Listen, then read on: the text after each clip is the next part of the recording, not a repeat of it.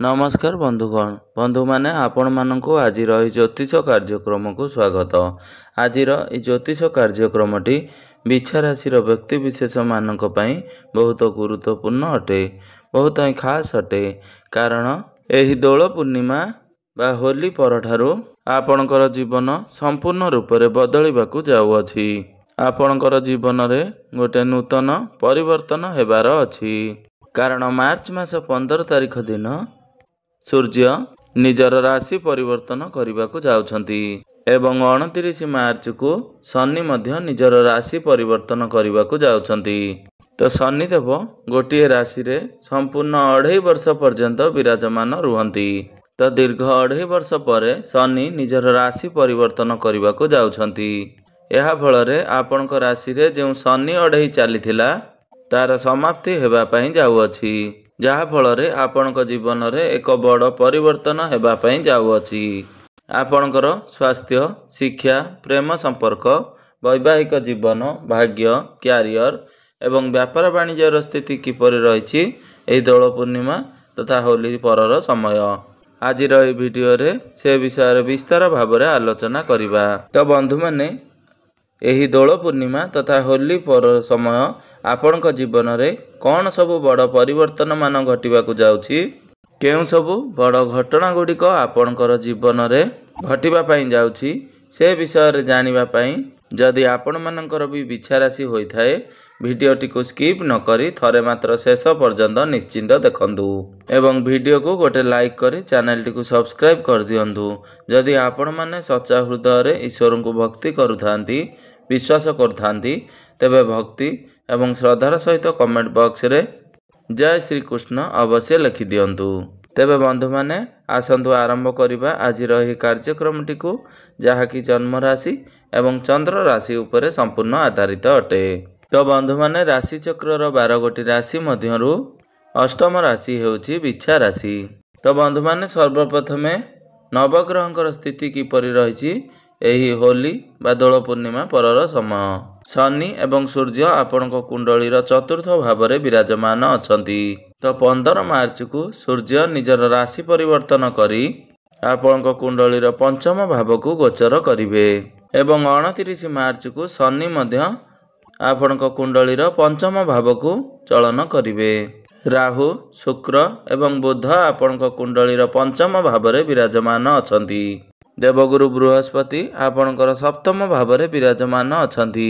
मंगल आपणकर अष्टम भाव में विराजमान अछंती। केतु आपणकर एकादश भाव में विराजमान अछंती। आपणकर स्वास्थ्य किपरि रहिबो एही होली बा दोल पूर्णिमा परे से विषय रे सर्वप्रथमे आलोचना करिबा। तो बंधु माने कुंडलीर प्रथम भावटी होइथाए आपणकर स्वास्थ्यर भाव, आपणकर इम्यूनिटी सिस्टम रो भाव एवं आपणकर प्रथम भावर अधिपति हेउचंती मंगल, जे कि आपणक कुंडलीर अष्टम भाव में विराजमान अछंती। तो बंधु माने कुंडलीर अष्टम भावटी को शुभ बोली माना जाई न थाए। एहार रोगर स्थान एवं दृष्ट स्थान बोली आमे माने जानि थाउ। कुंडली रे तृतीय, षष्ठ, अष्टम एवं द्वादश एही चारोटी भाव को शुभ स्थान बोली माना जाई न थाए। तो मंगल जेतेबेले आपणकर राशिर अधिपति होई आपणकर अष्टम भाव में विराजमान अछंती, तो निश्चिंत भाव में आपणको आपणकर स्वास्थ्यर विशेष ध्यान देबार पड़िबो।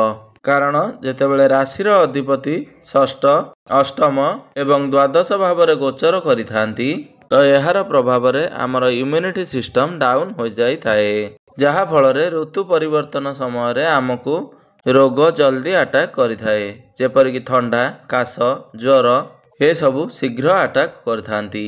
तो ए समय रे आपनको आपणकर स्वास्थ्यर विशेष ध्यान देबार अछि। एबे आसंतु जानि नेबा शिक्षार्थी मानक पई समय किपरि रहुछि एही दोल पूर्णिमा बा होली परर समय।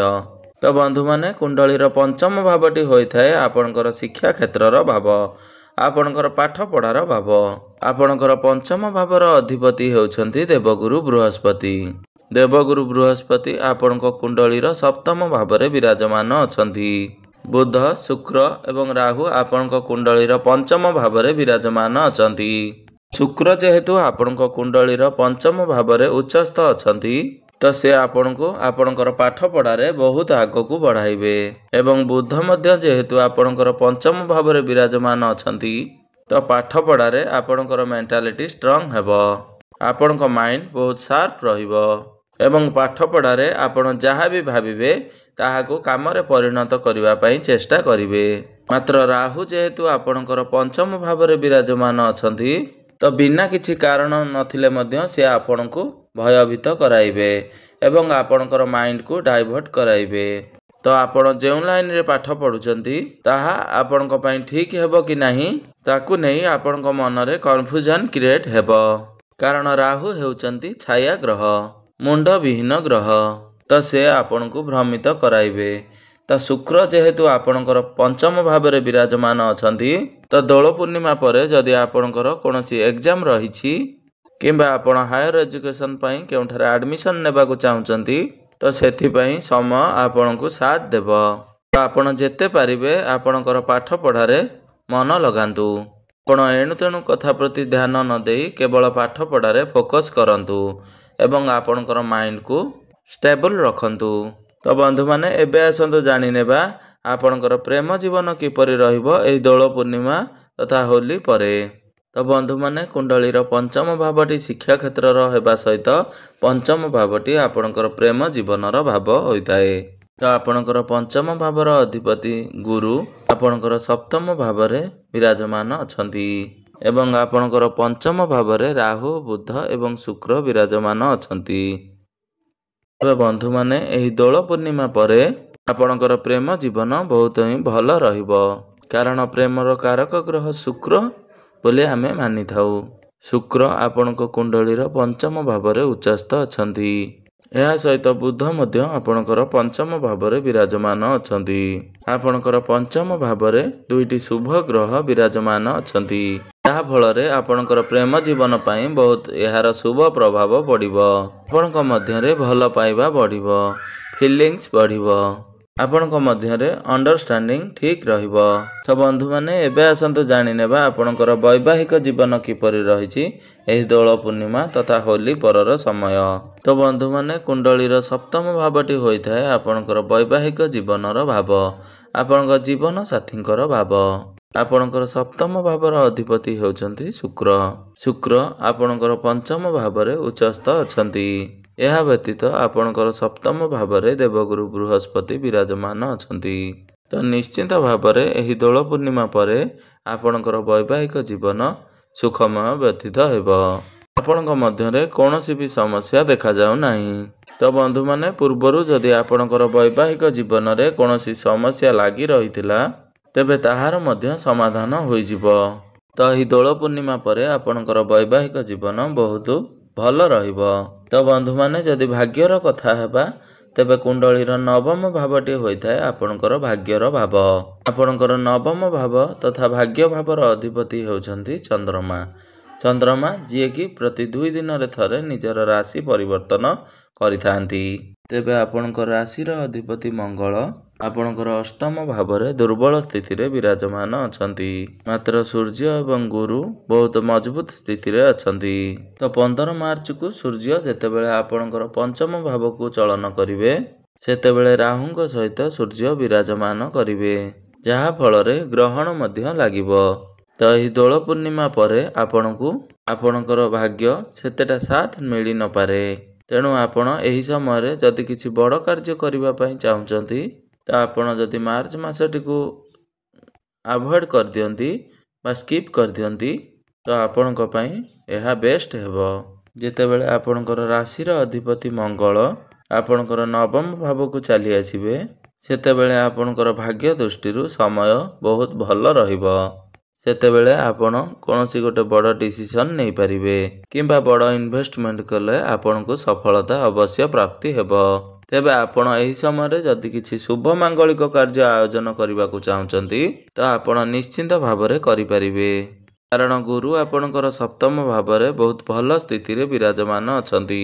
ତେବେ ବନ୍ଧୁମାନେ ଆପଣମାନଙ୍କ ପାଇଁ ସବୁଠାରୁ ବଡ଼ କଥା ହେଉଛି ତ ଆପଣଙ୍କ ରାଶିରୁ ଶନି ଅଢ଼େଇର ସମାପ୍ତି ହେବାକୁ ଯାଉଅଛି ଏହି 29 ମାର୍ଚ୍ଚ ଦିନ।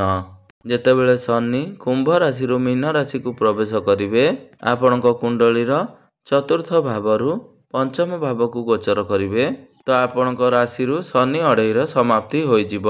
ତ ଆପଣଙ୍କର ସବୁଠାରୁ ବଡ଼ ପରିବର୍ତ୍ତନ ହେଉଛି ଆପଣଙ୍କର ମନର ପରିବର୍ତ୍ତନ। କାରଣ ଶନି ଅଢ଼େଇ ସମୟରେ ଆପଣ ବହୁତ ଓଭର ଥିଙ୍କିଂ କରୁଥିଲେ, ଅଧିକ ଚିନ୍ତାଗ୍ରସ୍ତ ରହୁଥିଲେ। ଅନେକ ପ୍ରକାରର ନେଗେଟିଭ୍ ଚିନ୍ତାଧାରା ଆପଣଙ୍କର ମନରେ ରହୁଥିଲା।